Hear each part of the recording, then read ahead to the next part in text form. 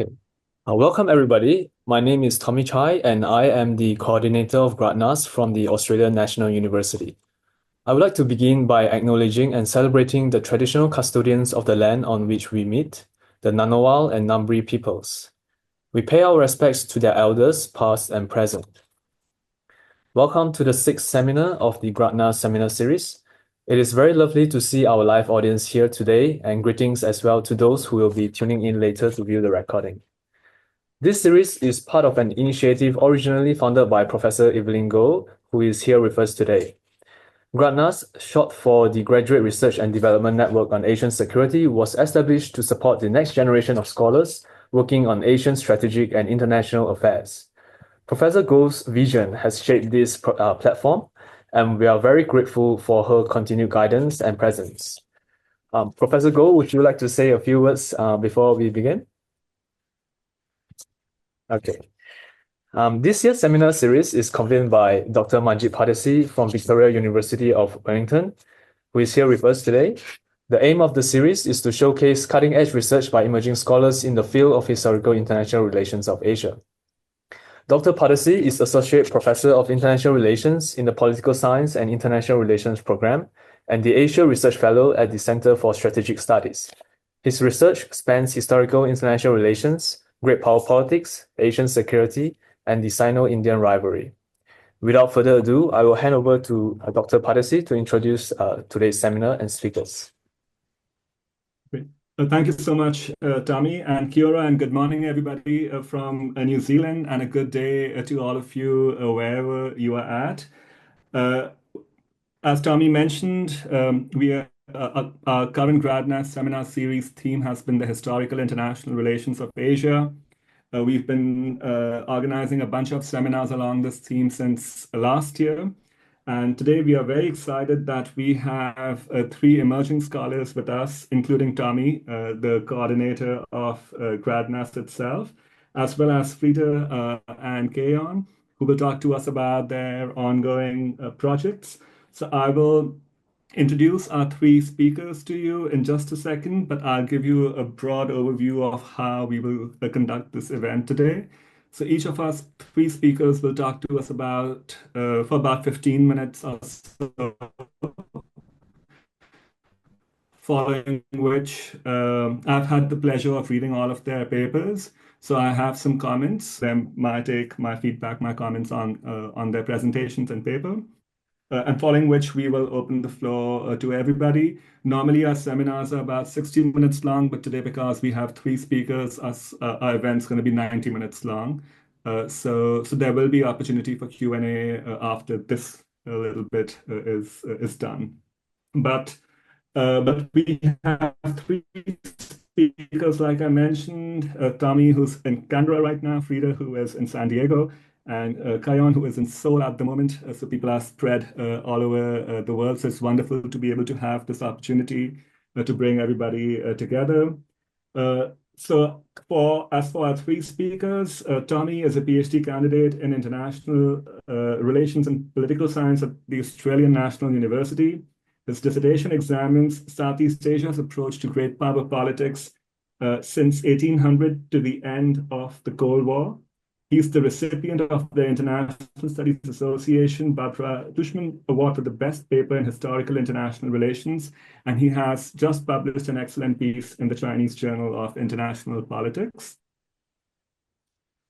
Our second speaker is Frida Dengler, who holds a PhD in international relations from American University. His research examines both historical inter-polity orders and encounters between them, as well as institutional overlap in contemporary global governance. Previously, he was a pre-doctoral fellow at the US Asia Grand Strategy Program at the University of Southern California, as well as a dissertation fellow with the United States Institute of Peace. And third, we have Kayon Roh, who is a PhD candidate in political science and international relations at the University of Southern California. Specializing in international relations of historical East Asia, she works on historical and interregional evolution and translation of political concepts that constitute world orders. She also has a BA from the University of Chicago. So what I'm really excited about today is that we're going to see in action some really cutting edge scholarship on the historical IR of Asia. We will begin with Tommy, move on to Frida, and then Kayan. And I will leave it to our three speakers to introduce the topic as well that they're going to be speaking to us on. So we'll begin with Tommy. Thank you so much. So I'm just going to share my PowerPoint slide. Okay. Hopefully everyone can see the PowerPoint slide. Okay. So today I'm presenting a working paper that builds on my recent publication in the Chinese Journal of International Politics, adapted from my dissertation chapter. So in this journal article, I re-examine the nature of order in early modern East Asia and argue that the Ming and Qing empires' relations with Southeast Asia cannot be fully understood through the traditional framework of the Chinese Confucian tributary system. I found that applying the Chinese world order or other historical civilizational models to Southeast Asia overlooks the region's distinct dynamics, where order was sustained not by rigid hierarchies or civilizational emulation, but through the adaptation and accommodation of multiple civilizational influences. This locally grounded finding has led me to revisit the premises of global international relations, a subfield that aims to move beyond Eurocentric perspectives by drawing on diverse regional histories, cultures, and ideas around the world. I will first lay out the problem in global IR, followed by theorizing the lens of regional periphery, and illustrating it using Southeast Asia's encounters with civilizations, empires, and great powers. At the heart of these efforts to expand IR's scope is the idea of pluralistic universalism, proposed by Amitav Acharya. In his 2014 milestone paper, Acharya argued that the discipline must incorporate multiple intellectual traditions, cultural viewpoints, and diverse experiences to develop a genuinely inclusive IR grounded in world history. That scholars should not limit themselves to Western-centric frameworks, nor should they simply substitute Western ideas with a singular non-Western perspective. Instead, the aim is to foster a dialogical approach in which diverse regions and traditions mutually inform and enrich one another's understanding of international relations without reducing them to a single monolithic framework. Unlike monistic universalism, in which Enlightenment-era assumptions are taken as universal truths, pluralistic universalism recognizes that universal norms and concepts can emerge from multiple centers of knowledge. This intellectual process requires scholars foreground contexts, practices, and histories in light of insights from regional worlds.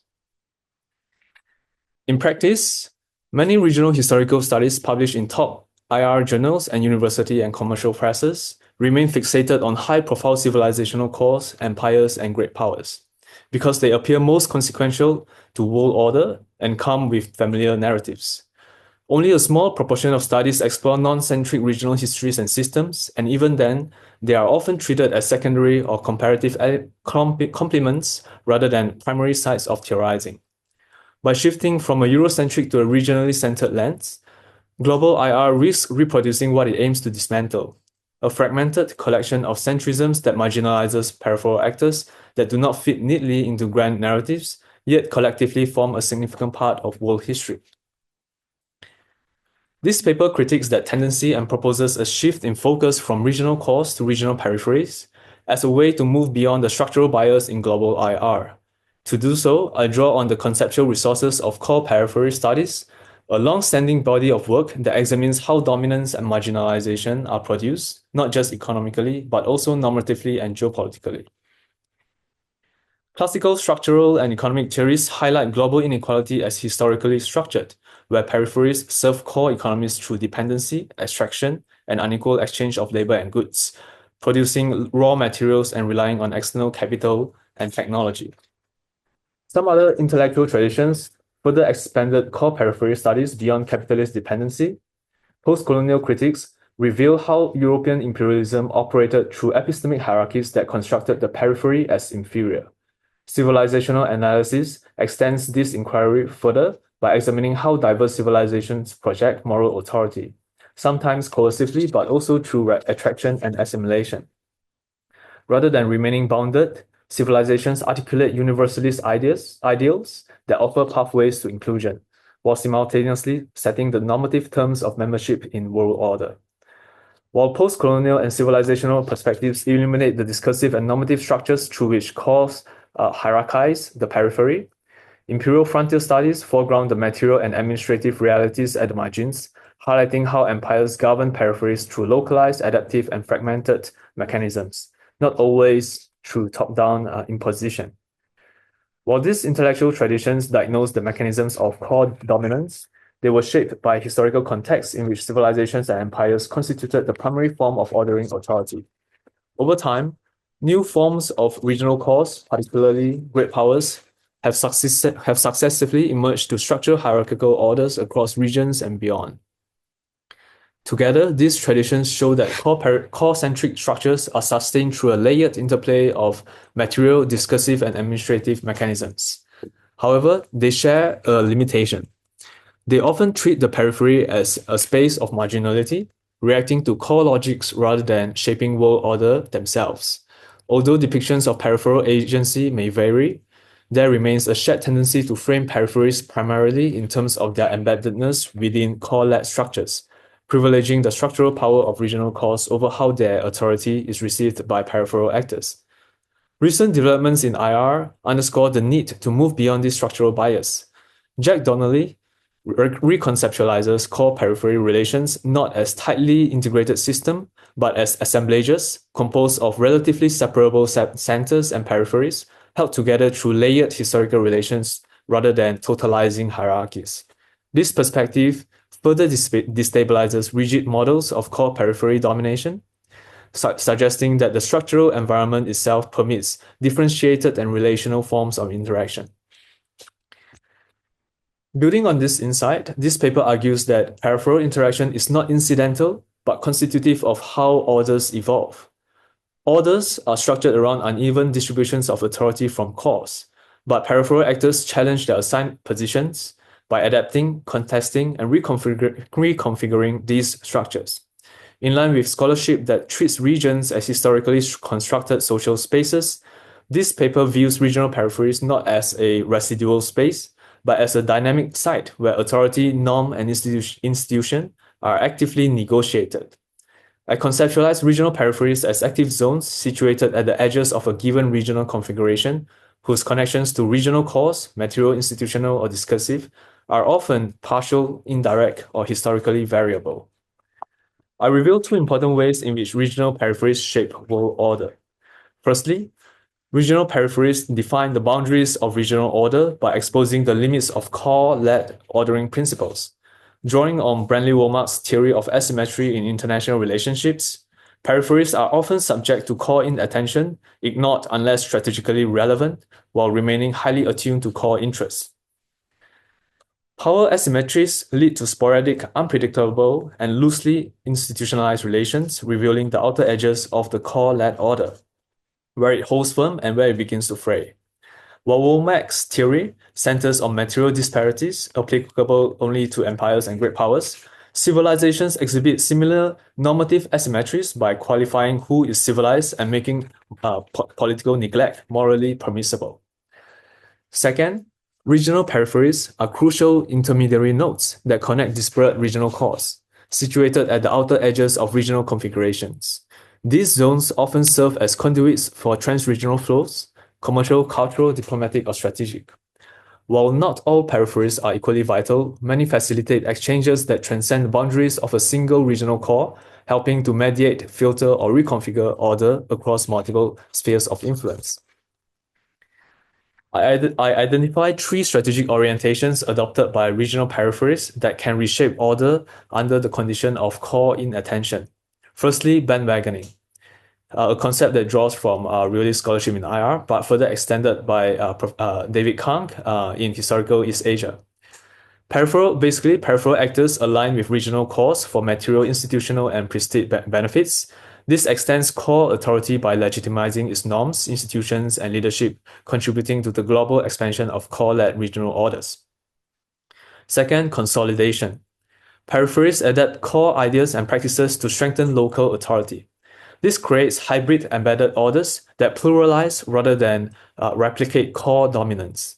While consolidation can at times generate new cores that rival established ones, For example, the rise of the Kingdom of Angkor. More often, it pluralizes order at the margins by embedding the norms of regional cores within diverse local traditions. Peripheral actors create regionally embedded forms of authority that do not simply resist core-led orders but also overlap and coexist with them. Thirdly, decentering. Peripheries engage multiple cores simultaneously by embedding themselves in cross-cultural, commercial, and diplomatic networks, positioning themselves as desirable nodes of regional exchange by attracting flows of goods, ideas, and recognition. In doing so, they integrate core-led regional orders into a broader trans-regional architecture characterized by polycentricity, where authority is distributed across multiple regional cores, and heterarchy, where multiple core-led authority structures coexist without forced homogenization. Although these strategic orientations are analytically distinct, they are not mutually exclusive in practice. Peripheral actors often navigate overlapping civilizational, imperial, and great power configurations, and may selectively blend strategies, aligning with some elements of regional cores while resisting others, or shifting emphasis over time. To illustrate these dynamics, I draw on Southeast Asia's historical position in world order. Historically, this region has functioned as a contact zone, a frontier, and a borderland between Han Confucian and Indian Buddhist civilizations and empires, defined above all by the intensity of its cultural exchange with these larger worlds. Early descriptions reflect this ambiguity. It was called the peninsula beyond the Ganges, southern China, Nanyang, or the land below the winds.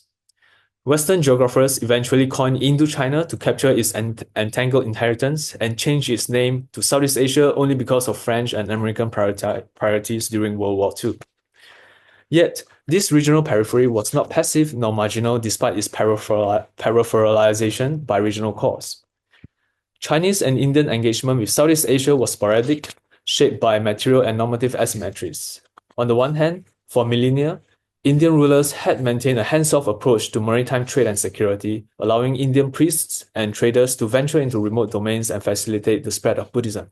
Even during the Mughal era, South Asian preoccupations meant engagement with Southeast Asia remained relatively commercially driven. On the other hand, Ming-Qing rulers prioritized subjugating northern and western barbarians over the south due to the greater security threat posed. This often resulted in limited attention to Southeast Asia, where tributary diplomacy was pursued more for the emperor's symbolic legitimation than for the enforcement of tributary practice per se.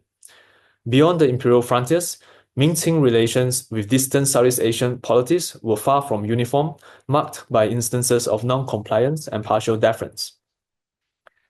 Inattention by regional cores created a fertile environment for peripheral agency. Rather than passively absorbing civilizational models from India and China, rulers engaged in localization, adapting external ideas and practices into regionally embedded forms to consolidate authority. This process laid the normative foundations of a distinct regional order marked by pluralism and layering.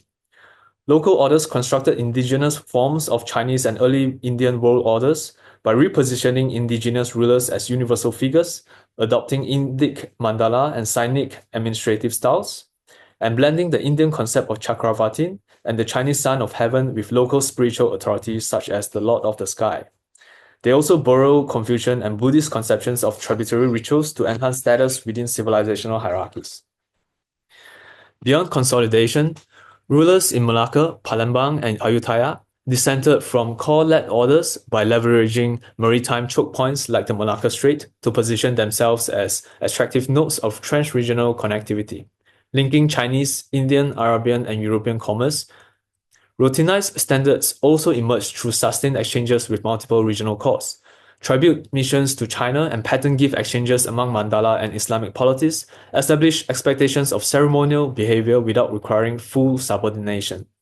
Compatible cultural religious belief systems likely contributed to diplomatic stability, as Mandala beliefs in karma and reincarnation institutionalized a culture of flexible allegiance where deference could be performed without complete subordination. So to conclude, this presentation challenges the persistent core centrism in global IR by drawing attention to how regional peripheries actively shape world order. Not through resistance alone, but through localization of core ideas and integration of multiple regional cores. into a trans-regional network. Southeast Asia's historical experiences illustrates how peripheries can be generative spaces of order making. Recognizing this invites us to rethink the geography of agency in international relations and to build a more relationally and pluralist global IR. Thank you very much. Wonderful. Thank you so much, Tommy. I guess that I have so many interesting thoughts, but we'll wait for that. We'll move on to Frida for now, and Frida will talk to us about inter-polity orders in the early modern era. Over to you, Frida. Thank you. Let me also make sure that I can share my presentation.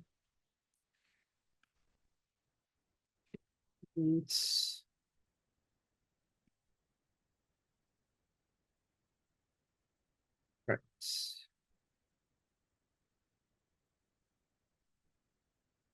Can everybody see the presentation? Yes? Okay. Excellent. Well, good morning, everyone. Where I'm sitting in California, it's late afternoon, and it's still Wednesday, so this is quite possibly the largest time difference for any presentation I have ever given. But I want to thank Professor Go and Professor Pardesi and Tommy for giving me the opportunity to present my research as part of the GRADNAS seminar series, and I look forward to the robust discussion. This seminar is about international relations in historical Asia.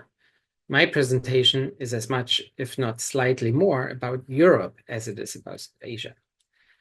I mention this both as a caveat and as well as the core of my argument that the study of diplomatic encounters between what we now call East Asia and Europe can help us better understand forms of historical inter-polity orders in these two regions.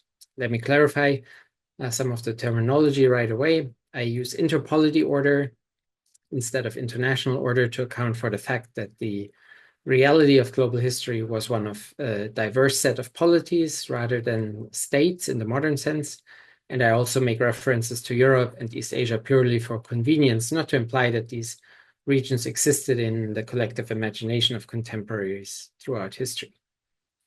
This presentation is based on my working paper titled An Affair of State, Diplomatic Encounters in the Constitution of East Asian and European Inter-Polity Orders, that is derived from my dissertation and current book project, and which deals with the idea of system encounters more comprehensively. Why study encounters? Historians, sociologists, anthropologists, and to a lesser extent, political scientists have identified encounters between people or identities belonging to larger groups or systems as interesting sites for inquiry into a variety of social phenomena. Whereas traditional approaches to history and international relations have focused on the developments within specific territories or regions, the return to global history in IR follows an understanding of history as connected. Likewise, expansion narratives, of which the English school's argument about the expansion of a European international society is the most prominent, are increasingly being challenged.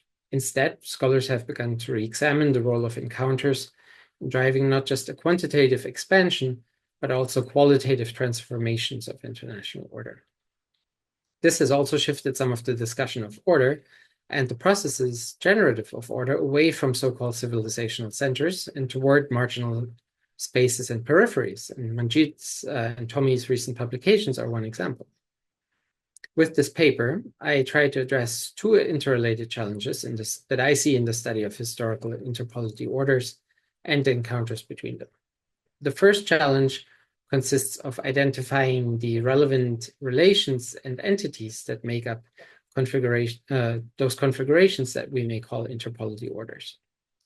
In earlier historical work in international relations if earlier work in international relations was almost coterminous with diplomatic history, a notable aspect of the recent return to global history in international relations is that it actively turned away from the focus on traditional diplomacy and inter-polity relations. Scholars of conceptual history of diplomacy like to point out that diplomacy as a profession and a term to describe a bundle of political activities only emerged in late 18th century Europe. Hence, when I use the term diplomacy, I understand it as an analytical concept rather than a specific practice. The second challenge consists of identifying whether and how distinct interpolity orders shaped encounters. One of the key insights from scholars studying historical international orders is that they were different with regards to their structure, organizational principles, normative content, and so forth. But if roles such as envoy, merchant, and cultural linguistic expert overlapped in one of the same actor, as some scholars of early modern diplomacy claim, what, if any, role did distinct interpolity orders play in shaping those encounters? I think that the current lack of a clear idea about what interactions specifically we're interested in does not allow us to adequately identify cases of encounters between interpolity orders and obscures the effects of the differences on the dynamics and outcomes of those interactions.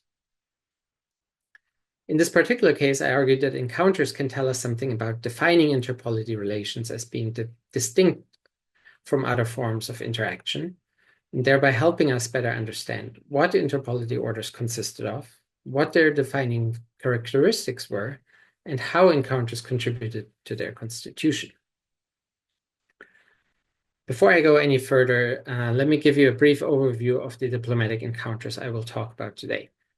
Here you can see a very simplified timeline of Russian, Dutch, and British embassies to China from 1618 to 1816. Note specifically, with very few exceptions, the lack of Chinese embassies to those European polities. This timeline obviously omits a number of events relevant but not directly related to these encounters, but I will skip over a more detailed historical background in the interest of time. However, what I think this period of encounters illustrates quite well is what the historian Timothy Brooke said about the 17th century, which he characterized as, quote, an age of second contacts when sites of first encounter were turned into places of repeated meeting, end of quote. How did that look like? To quote, the quote you see on the slide is the reported reply of a Russian envoy in 1676 to his Chinese counterpart's proposal about the ceremony for receiving gifts that the emperor traditionally bestowed on foreign embassies. The Russian envoy indicated that while he was willing to perform the 9 prostrations known as the kowtow when receiving his personal gifts, he would refuse to receive the gifts to the Tsar in the same way, saying that where my master's honor is involved, I cannot give way. It is not my own concern, but an affair of state. I will come back to this example, but the statement draws a very clear line between the envoy's personal identity and his role as the representative of a sovereign, and declares the affairs of state as an activity constituted and governed by a specific set of practices. Now, the theoretical basis for my argument is a practice-relational approach to interpolity order. I build on the scholarship on international practice theory that defines practices as socially meaningful patterns of action. Practices are constitutive in the sense that they constitute actors and their social identities in relation to one another. At the same time, they're also regulative in the sense that they shape interactions between actors by defining the range of actions adequate for going on, so to say, in a particular situation. The relative stabilization of these arrangements and patterns of behavior, or what we might identify as order, is contingent on the continuous enactment of relevant practices. Because I'm interested in interpolity relations, I want to focus on practices that are constitutive of polities as such. So I borrow from research on diplomacy and diplomatic practices to focus on practices designed to, quote, represent a given polity to the outside world, end of quote. The importance of representation and recognition as constitutive dimensions of interpolity relations is widely represented in the scholarship on diplomacy. Another way to understand interpolity practices is to think of them as manifestations of taken for granted views of what interpolity relations are and what they should be like. This approach has a few advantages over more traditional approaches to order. First, it resolves the structure agency and stability change dichotomies in most theories of international order. Second, it resolves the awkward distinction between system and order. And finally, it's both a theoretical approach and an empirical strategy, which effectively helps reduce the gap between the abstract concept of order and its empirical manifestations. I argue that this particular approach to order makes the study of encounters especially worthwhile to better understand inter-polity orders and their differences and clarify how distinct inter-polity orders structured interactions between them. The study of practices can be methodologically challenging because practices are embodied knowledge, implicit knowledge, that does not need to be made explicit under normal circumstances. Encounters, on the other hand, challenge the taken for granted nature of practices and prompt actors to make the embodied meaning of practices explicit. They are what Christian Büger identifies as moments of crisis and controversy, in which practices fail to reproduce stability or are inadequate for going on. First, encounters challenge actors' taken for granted understanding of who they were in relation to one another, what that means for their interaction, and prompt them to clarify their relevant identities and associated practices. Second, claims to a particular identity invoke established practices as the relevant systems of meaning, referenced by actors to justify and explain behavior in encounters. Finally, encounters problematize the taken for granted nature of practices, prompting actors to elaborate on their meaning and, in doing so, revealing the relevant differences between them. So, in summary, encounters prompt actors to articulate taken for granted aspects of inter-polity orders and the differences between them, and in doing so contribute to their ongoing reconstitution vis-a-vis one another. Let me provide you with some illustrative examples for each of these steps. Encounters prompted actors to clarify the identities relevant for their interaction by drawing a distinction between the affairs of state and other forms of interaction and between their personal and professional identities. For example, in the context of the Russian embassy in 1656, Chinese officials wanted the Russian envoy to hand over the embassy's gifts as was usual for tribute embassies. The Russian envoy refused because it contradicted practices at the Russian court. The Chinese officials then told him that if he had just come for trade, he could do whatever he wanted with those goods. However, while the embassy did have a trade component, the Russian envoy responded that he did not come for trade, but as an envoy. Encounters prompted similar responses regarding the range of socially acceptable actions for envoys. For example, during the Second Dutch Embassy in 1666, the Dutch envoy made clear to his Chinese counterparts that while he was willing to respect Chinese custom, he asked to be treated respectfully because in his role as envoy, he represented the Dutch state and, quote, would rather die than suffer some insult, end of quote. This was not just limited to Europeans either. When regional officials in Russia urged a Chinese envoy to accept some gifts during his travels through Russia in 1721, he responded that, quote, when employed on service by his sovereign, quote, he could not accept. What these statements illustrate is that the actors were acutely aware that they, as representatives of their respective sovereigns, were engaging each other through a particular type of interaction governed by a specific set of practices. Claims about being engaged in affairs of state rather than some other activity were consequential in that they made established inter-polity practices relevant to encounters. There's plenty of evidence that claims such as that of the first Dutch envoys in 1656, or even the very act of sending an embassy to China, made practices of tribute diplomacy relevant to European embassies, to how European embassies were received and recorded. However, I want to focus on some of the statements that actors made to justify or explain their behaviors. For example, in the context of the Third Russian Embassy in 1676, the Russian envoy demanded to hand his credentials to the emperor in person, citing practices at European courts, before surrendering the embassy's gifts. His counterpart responded by stating that If the emperor now took you before him, then all surrounding sovereigns would no longer call the emperor emperor. This response is particularly interesting because it not only references relations with others, but speaks to the social effects of practices and the possible consequences of deviation.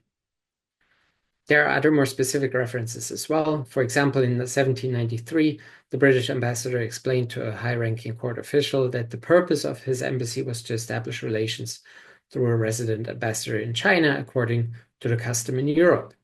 So actors very clearly had an idea that practices established in relations with others served as the appropriate template for interaction.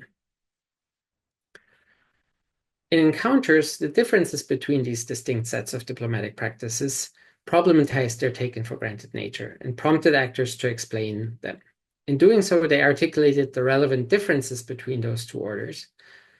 Let's take, for example, the many disputes over courtly ritual, the kowtow. There are multiple instances in which European envoys proposed for Chinese officials to reciprocate the ritual. The Chinese court rejected those proposals because it contradicted the inherently asymmetrical nature of this practice.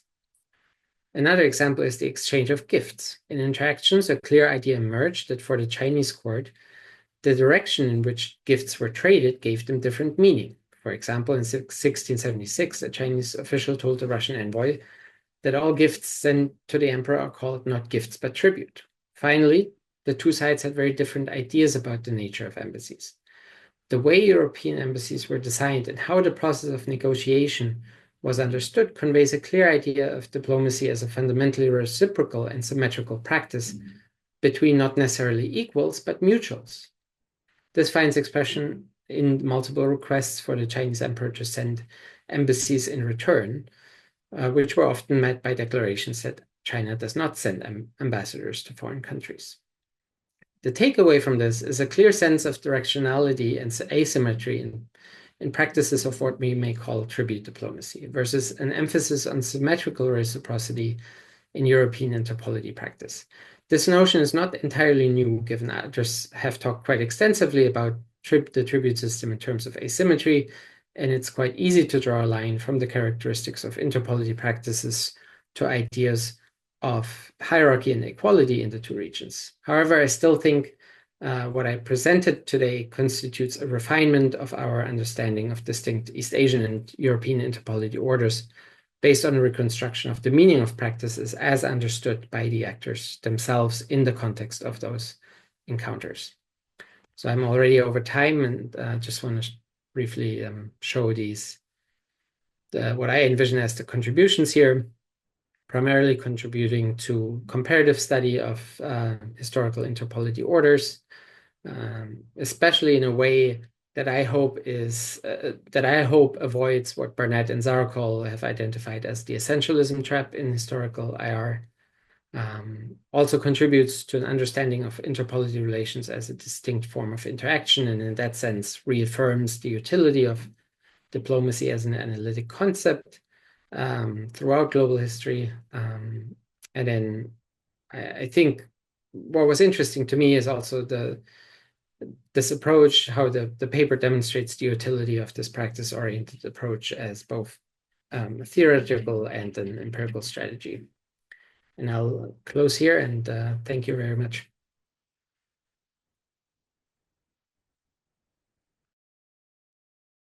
Wonderful. Thank you so much, Frida. We will now move on to our final presentation by Kion himself. And I'm using the word himself carefully because there was a note on that gender issue in the paper itself. But over to Kion. Yeah, thank you for making note of that for me. I'm trying to share my screen.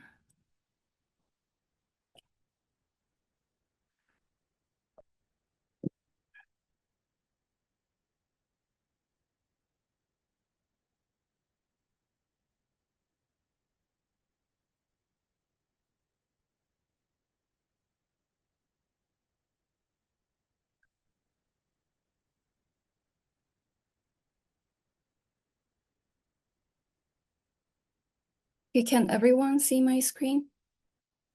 Okay. Great. Good morning, everyone. Again, thank you so much for giving me this opportunity. So in this paper, I'm looking at the concept of emperor or emperors in historical or pre-modernist Asia as a study of the units and structures of the international system. So my ultimate question, larger question here would be, how can we theorize international systems that are not normatively just a group of sovereign equal states? So this paper is actually in a relatively preliminary stage, especially on the part of empirical analysis, but I think there is some interesting ideas to share at this point, and I would appreciate any thoughts or comments. Okay, so this is a diagram of a usual theoretical representation of pre-modern East Asia. So this is one classic way of looking at historical East Asia, which is through the lens of so-called the tributary system model. So it is a hierarchical structure different from the normative sovereign equal states model. So on top, there is this heaven or the divinity, and right below there is an emperor who is the one and only, and according to this model, emperor of China, which is the center of the country, is the center of the world, which is called the Middle Kingdom or the Central Kingdom. And Emperor of China is the only one who received the mandate of heaven from the divinity. And on the bottom, there are multiple kings or wangs in Chinese terms. The rulers of the other countries were not considered as emperors or huangdis here. They were usually called wangs or kings. So these are the vassals of the Chinese emperor who pay tribute and receive investiture in return for their domestic political legitimacy. So what this model says is this whole thing originates from the fact that China was the actor with the strongest material power and the most advanced cultural power. So essentially the regional hegemon for a big part of the region's history. So that's what this model says. And if you look at the origin of the world, the term Huangdi, it goes back to the Shi Huangdi of Qin China in 221 BCE. So until the Warring States period, the regular title of a ruler was usually a Wang. But Shi Huangdi, who was the Wang, a king of Qin, the state of Qin, he unified the entire China, according to history, and elevated himself as an emperor above other Wangs, and made himself an entity who received an exclusive mandate of heaven, unlike the other rulers of the other polities.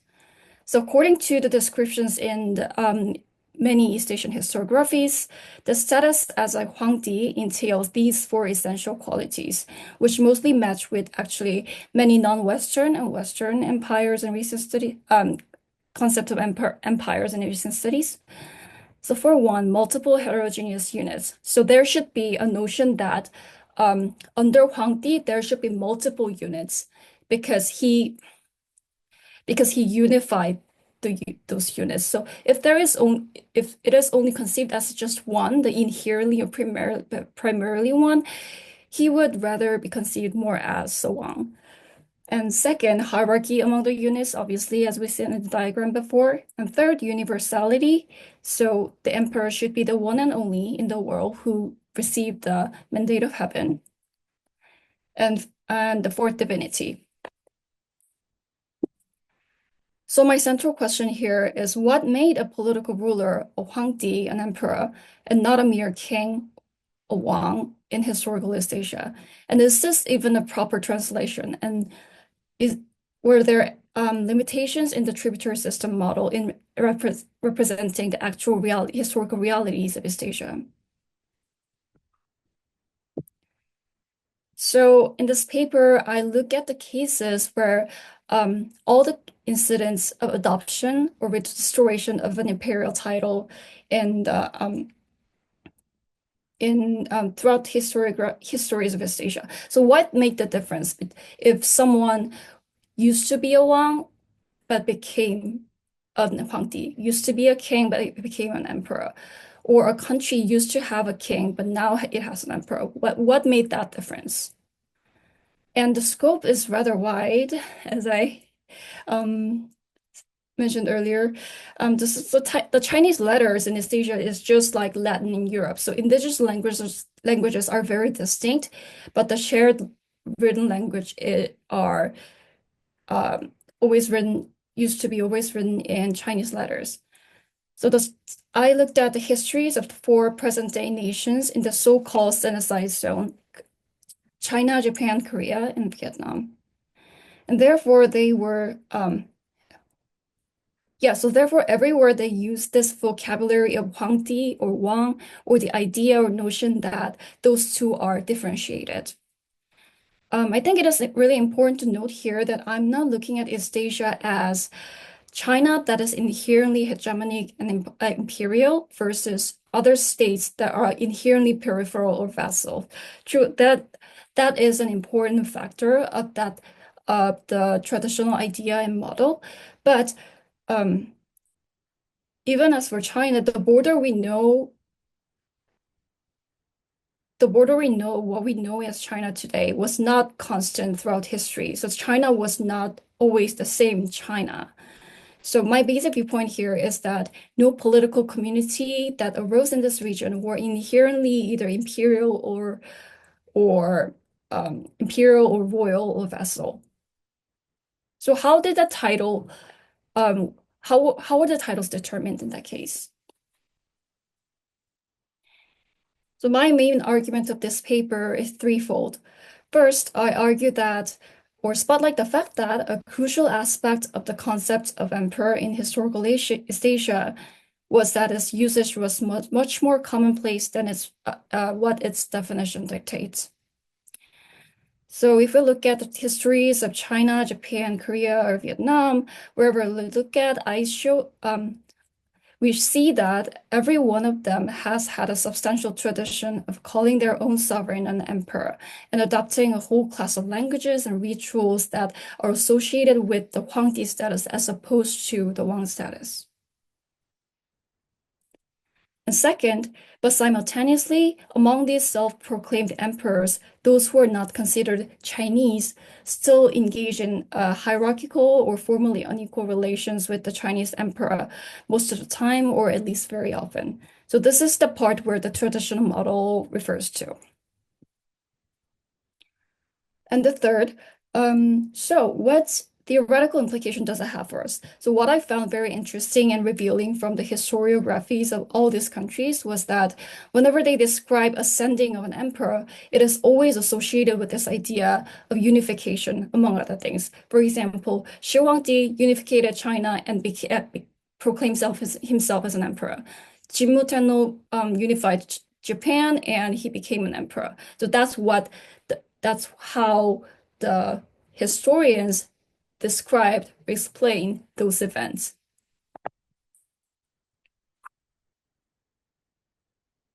So as I will briefly show in a minute, so it was actually a very prevalent phenomenon throughout the history of East Asia that a ruler of a polity claims themselves as an emperor. And by this I mean using the title of Huangdi or just the Chinese letter of Huang or Di, employing various rituals, languages, and practices that are reserved for that specific status. And all this were occurring while maintaining unequal or tributary diplomatic relations with China, or a portion of China of the time at least. So this arrangement is called the externally king and internally emperor, Wai Wang Ni Di system in history. And this information is not new at all. These are just well-known historical facts themselves. What I'm doing is, so the conventional literature in IR, such as tributary system model, has mainly focused on the endurance of the Sinocentric hierarchy, even while some kings call themselves emperors domestically. So I'm shifting the vantage point a little. So I highlight the fact that they did so even though they were fully conscious of the external hierarchy too. So how was this possible? How did it all came into being? So on the one hand, I explain it with the spread of the Chinese civilizations. So the ancient Chinese civilization provided a crucial foundation in the early stages of these states' developments, including the political institutions. So there was this emulation on the internal level, especially from the 5th to 17th century. And externally, acknowledging the Chinese Huangdi as the son of heaven and receiving the title, the investiture of Wang in return, increased the prestige of these rulers against the people and against the other kings who didn't get the investiture. So that's also the part that traditional model refers to. But on the other hand, this emulation extensively occurred in the period when the mainland China itself was not unified, the 5th to 7th century.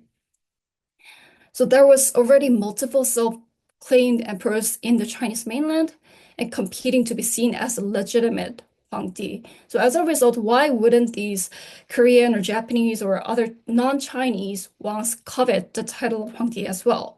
So it was conceivable for them to do it, and there was an elbow room, even though it was not consistent or acceptable reality all the time. So I'm arguing that a hierarchical world order centered on a Huangdi with the mandate of heaven itself was a region-wide template of worldview in East Asian political ideology.